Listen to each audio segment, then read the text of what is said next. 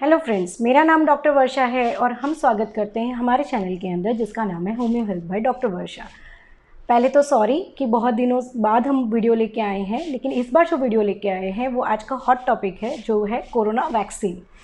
ये वीडियो मैंने बनाने का इसलिए सोचा क्योंकि कुछ दिन पहले 3 फरवरी को मुझे खुद कोविड वैक्सीन लगा है, फर्स्ट डोज ऑफ इट, और कोविशील्ड का मुझे डोज़ लगा है जो अभी कॉमन पब्लिक में या हेल्थ वर्कर्स को लगाना चालू किया है।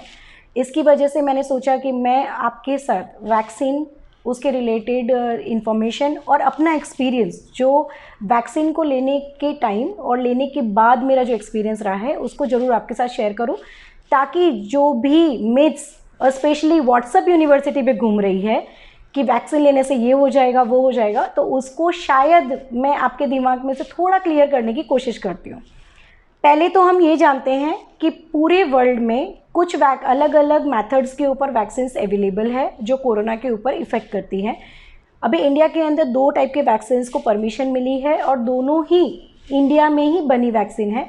वन इज़ कोवैक्सीन और वन इज़ कोविशील्ड। कोविशील्ड और कोवैक्सीन दोनों इनएक्टिवेटेड वायरस वैक्सीन है, मतलब कि मरे हुए वायरस के अंदर से या फिर वायरस का एक प्रोटीन पार्ट लिया जाता है और वो आपकी बॉडी में इनोकुलेट मतलब इंजेक्शन के थ्रू डाला जाता है, जिसकी वजह से आपके इम्यून सिस्टम को ये पता चलता है कि ये जो वायरस है वो मेरी बॉडी के लिए खतरा हो सकता है।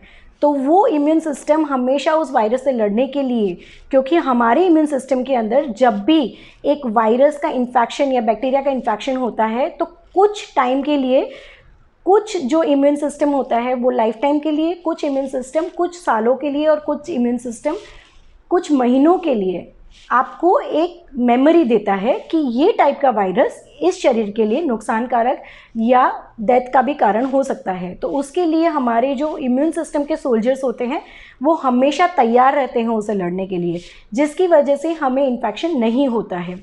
जैसे कि आप जानते हैं कि छोटे बच्चों को जन्मते ही हम 0 डेज़ के से लेके 1 हफ्ते के अंदर BCG वैक्सीन दिलवाते हैं, पोलियो वैक्सीन दिलाते हैं, या फिर आप ये भी जानते हैं कि जब भी किसी लोग को एक बार अगर चिकन पॉक्स होता है या स्मॉल पॉक्स होता है उसे दूसरी बार नहीं होता है। क्यों नहीं होता है? क्योंकि एक बार जब वो वायरस आपकी बॉडी में इन्फेक्ट करता है उसके बाद आपकी बॉडी की जो इम्यून सिस्टम होती है उसके मेमोरी में हमेशा वो वायरस की एक इमेज छप जाती है। तो जब भी दूसरी बार अगर वो वायरस इफेक्ट करने की ट्राई करता है तो हमारा इम्यून सिस्टम उसको लड़ने के लिए तैयार रहता है। उसी सेम मेथड पे इस वैक्सीन को बनाया गया है, मतलब कि आपके बॉडी के अंदर एक बहुत ही सूक्ष्म क्वांटिटी के अंदर मरे हुए वायरस को या इनएक्टिवेटेड वायरस को इंस्टॉल किया जाएगा जो रेप्लिकेट या डबल नहीं हो सकता है। उसका एक मेमोरी आपकी बॉडी के अंदर डाला जाएगा, जिसकी वजह से आपके इम्यून सिस्टम को ये पता चलेगा कि इस टाइप के वायरस हमारी बॉडी के लिए खतरा है। और उसकी वजह से क्या होगा कि वो हमारी बॉडी से जब भी ऐसा वायरस हमको अटैक करने की कोशिश करेगा तो हमारा इम्यून सिस्टम उससे लड़ने के लिए हमेशा तैयार रहेगा। इसमें 2 डोजेस दिए जाते हैं।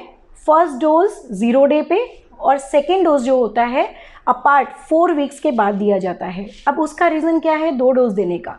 तो फर्स्ट डोज जो दिया जाता है वो आपकी बॉडी को एक सिग्नल दिया जाता है, आपके इम्यून सिस्टम को एक सिग्नल दिया जाता है कि भाई ये टाइप का वायरस आपकी बॉडी के लिए ख़राब है। उसकी वजह से क्या होगा, उसे एक मेमोरी मिल जाएगी कि ये प्रोटीन स्पाइक्स जो आते हैं, ये जो वायरस होते हैं वो मेरे लिए खतरा बन सकता है। तो वो हमें अपने सोल्जर्स, अपनी आर्मी को तैयार रखेगा उससे लड़ने के लिए। 28 डेज़ के बाद जो दूसरा डोज दिया जाएगा उसमें क्या होगा कि हमारी मेमोरी, सेकेंड डोज इसलिए दिया जाता है कि ताकि वो एंटीबॉडीज़ को ज़्यादा क्वांटिटी में रिलीज़ कर सके, क्योंकि हमें ऑलरेडी हमारे इम्यून सिस्टम को पता है कि इस टाइप के वायरस हमारे लिए खतरा है। तो अब ये इम्पॉर्टेंट है कि कोरोना वैक्सीन जो मार्केट में आई है या जो गवर्नमेंट दे रहे हैं वो कितनी सेफ़ है। तो पहले समझिए कि कोवैक्सीन या कोविशील्ड में अराउंड 95% एफिकेसी रेट है। को वैक्सीन लेने का मतलब ये नहीं है कि आपको कोरोना नहीं होगा ही, पर उसका मतलब ये है कि आपको सीवियर डिसीज़ डेवलप नहीं होगी जिसकी वजह से मृत्यु नहीं होती है। और हम कोई भी बीमारी से अगर डरते हैं ना तो मौत को लेकर डरते हैं, उसके इफ़ेक्ट को लेकर नहीं डरते हैं। तो अगर मौत नहीं होगी तो डिसीज़ का से प्रॉब्लम भी नहीं होगी। उसके अलावा क्या होता है कि मैक्सिमम लोगों को इसका इफ़ेक्ट नहीं आता है, जिसकी वजह से हम इस पेंडेमिक से बाहर निकल सकते हैं। अभी मेरा कैसा एक्सपीरियंस रहा, तो 3 फरवरी 2021 को मेरा डेट था मैं और मेरी असिस्टेंट हम दोनों कोरोना वैक्सीन सेंटर गए थे अहमदाबाद के अंदर, और at around 3 PM on that date हमको वैक्सीन के लिए बुलाया गया था। हम एग्जैक्टली 3 PM वहाँ पहुँचे थे, और बिलीव मी गवर्नमेंट का इतना अच्छा सेटअप हेल्थ के रिलेटेडली मैंने कभी नहीं देखा है। बहुत ही अच्छा अरेंजमेंट था। 3 रूम में सेक्शंस को डिवाइड किया गया था। जब हम फर्स्ट रूम में एंटर हुए तो वहाँ हमारा रजिस्ट्रेशन चेक किया जा रहा था। मतलब यूजुअली जो भी हेल्थ वर्कर्स को वैक्सीन लेनी होती है, क्योंकि ये वॉलेंट्री है, किसी को जोर ज़बरदस्ती वैक्सीन नहीं दी जा रही है, पर अगर आपको लेनी है तो आप ले सकते हैं। तो जब हम वहाँ गए तो हमारा ऑलरेडी 15-20 डेज़ पहले रजिस्ट्रेशन हो रखा था। तो वहाँ पर आपका फ़ोन नंबर मांगा जाता है, और फ़ोन नंबर के थ्रू आपका रजिस्ट्रेशन चेक किया जाता है, और उसमें आपकी सारी डिटेल आ जाती है। फिर एक फॉर्म भरा जाता है जिसमें लिखा जाता है कि आपका नाम क्या है, आप कहाँ से आए हैं, और उसमें 2 डोजेज़ की डेट लिखी जाती है। तो फर्स्ट डे जब 3 फरवरी को मुझे वैक्सीन लगा तो उसकी डेट और टाइम लिखी गई थी। नेक्स्ट डोज जब दिया जाएगा तो उसी फॉर्म पे उसका सेकेंड डोज भी लिखा जाएगा। उसके बाद हमें सेकेंड रूम में भेजा गया जहाँ पर वैक्सीन देने वाले थे। तो थोड़ा बहुत डर, एंजाइटी तो सभी को होता है, मुझे भी था क्योंकि मैंने कभी इंजेक्शन्स लिए नहीं हैं। लेकिन बिलीव मी, जस्ट एक पिंच और सब चीज़ ठीक हो गई। तो मुझे पता भी नहीं चला कब वैक्सीन दिया गया था, और फटाफट उन लोगों ने मुझे 3rd रूम में शिफ्ट किया, जो अंडर ऑब्जर्वेशन रूम था, जिसके अंदर मेडिकल ऑफिसर्स भी थे, और वो 30 to 40 मिनट्स आपको अंडर ऑब्जर्वेशन रखते हैं, ताकि अगर आपको वैक्सीन लेने के बाद कुछ भी इमीडिएट रिएक्शंस आता है, जो बहुत कॉमन है, जैसे कि बहुत लोग डरते हैं, बहुत लोगों को चक्कर आ जाते हैं, तो अगर आप इमीडिएटली कहीं जाएंगे तो आपको कोई केयर करने के लिए नहीं होगा। लेकिन अगर आप अंडर ऑब्जर्वेशन है तो आपके रिएक्शंस को ठीक किया जा सकता है। तो हमें 3rd रूम में शिफ्ट किया गया, जहाँ पर हमको 30-40 मिनट्स बैठाया गया। तब तक हमें कोई प्रॉब्लम नहीं थी। स्लाइड जहाँ पर इंजेक्शन दिया था वहाँ पर स्लाइट हेवीनेस था, उसके अलावा कुछ भी नहीं था, मतलब 5% हेवीनेस बोल सकते हैं तब था। उसके 40 मिनट्स के बाद जब हमने वहाँ से लीव किया, there was no problem, we have been asked about, पर हमको कोई भी प्रॉब्लम नहीं था, ना मुझे ना मेरी असिस्टेंट को। And then we went to our clinic. तो वहाँ से हम डायरेक्टली वर्क पे गए। वहाँ 4 आवर्स हमने ओपीडी हैंडल की, कोई भी हमें प्रॉब्लम नहीं हो रही थी। पर जहाँ पर इंजेक्शन दिया गया था, यूजुअली शोल्डर जॉइंट जो होता है उसके नीचे जो मसल, डेल्टॉइड मसल होता है, वहाँ पर इंट्रामस्कुलर मसल के अंदर ये दिया जाता है। तो क्या होता है, जब भी मसल के अंदर दिया जाता है, थोड़ा सा भी अगर इंजेक्शन दिया जाता है तो वहाँ एक हीमेटोमा होने के चांसेस रह जाते हैं, वहाँ पर ब्लड कलेक्शन होने के चांसेस रहते हैं। उसकी वजह से आपको हेवीनेस, पेन बहुत नॉर्मल चीज़ है, सभी को होता है और होना भी चाहिए, ठीक है। तो उसकी वजह से मुझे हेवीनेस लग रहा था, हैंड मूवमेंट्स में थोड़ी प्रॉब्लम हो रही थी, लेकिन तब तक मुझे एहसास नहीं हुआ क्योंकि मैं काम में बिजी थी। Then on the same night, जब हम रात को 3 बजे के आसपास, उसी रात को मुझे थोड़ा फीवरिश फीलिंग हुआ और थोड़ी वीकनेस लग रही थी। नेक्स्ट डे मॉर्निंग जब मैं उठी तो I had a slight fever, थोड़ा ठंडी लग रही थी, वीकनेस लग रही थी। मतलब मैं रेगुलर से जितना एक्टिव रहती हूँ, थोड़ा मुझे डल लग रहा था उस दिन।